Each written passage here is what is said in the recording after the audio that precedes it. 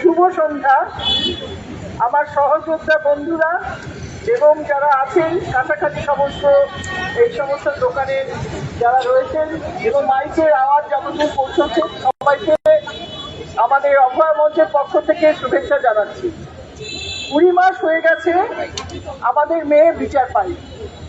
প্রত্যেক মাসের 9 তারিখে অভয় মঞ্চ এখানে যাই থাকুক না কেন এই কেন্দ্রীয় কর্মসূচিতে তারা রাস্তায় নামেন, দাবি নিয়ে প্রত্যেকটি মানুষকে জানিয়ে দেন যে যতক্ষণ না প্রকৃত অপরাধীরা শাস্তি পাচ্ছে অভয় মঞ্চ তারা রাস্তা থেকে সরবে না, তাদের লড়াই তারা বন্ধ করবে না। আজকে যে সময় আমরা এই সভা করছি খুব গুরুত্বপূর্ণ একটা সময়। এই সময়ে কিছুদিন বাদেই আমাদের রাজ্যের সমস্ত মানুষকে একটা সিদ্ধান্ত নিতে হবে যে আগামী 5 বছর তারা তাদের মেয়েদের সুরক্ষা চান, তারা কি চান যে সমস্ত জায়গায় তারা স্বাভাবিকভাবে জীবনযাপন করতে পারবে, নাকি আবার দাগি অপরাধীদের হাতে এই রাজ্যকে তারা তুলে দেবে। আজকে সেই সময়টা এসে গেছে যে সঠিক সিদ্ধান্ত নেওয়ার।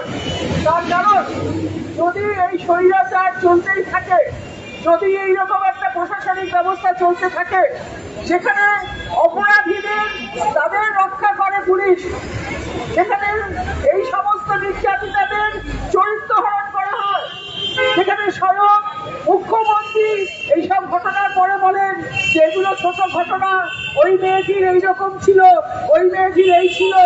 যখন তিনি বলেন এই দুর্গাপুরে যে একটা ঘটনা ঘটে গেল, পড়ুয়া মেয়েটি ডাক্তার, তার উপরে এইরকম নৃশংস বলাৎকারে ঘটনা ঘটলো, তিনি মেয়েদের নিদান দিলেন সন্ধ্যের পরে রাস্তায় না বেরোলেই বলো।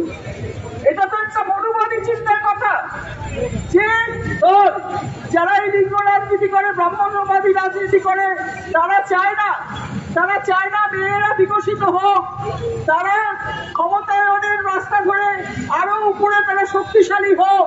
সেই দল যেমন চায় না, তেমন এই রাজ্য যিনি চালান মাথায় বসে তিনিও চান না। কাজেই সিদ্ধান্তটা ঠিক নিতে হবে।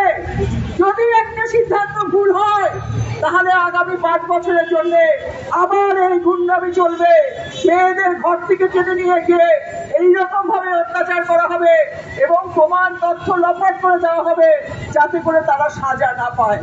কাজেই আমরা অভয় মঞ্চ সমস্ত মানুষকে বলছি, সিদ্ধান্ত নেবেন, গুরুতর সিদ্ধান্ত, এই রাজনৈতিক সিদ্ধান্ত আপনার এবং আপনার মেয়ের, আপনাদের পরিবারের ভবিষ্যৎ নির্ধারণ করবে।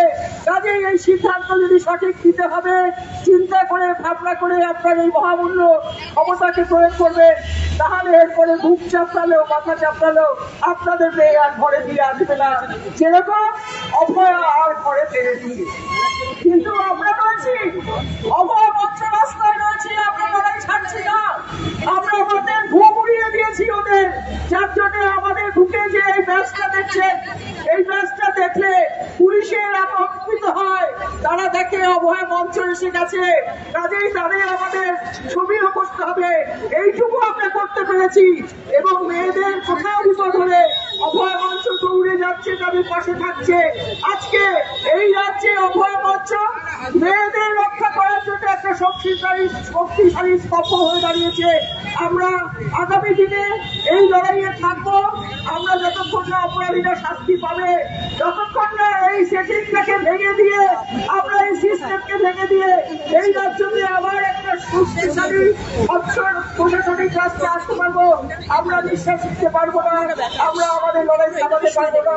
এই কথা বলে আপনাদের সকলকে সঠিক সিদ্ধান্ত নেওয়ার অনুরোধ জানিয়ে অভয় মঞ্চের পক্ষ থেকে আমার কথা শেষ করলাম।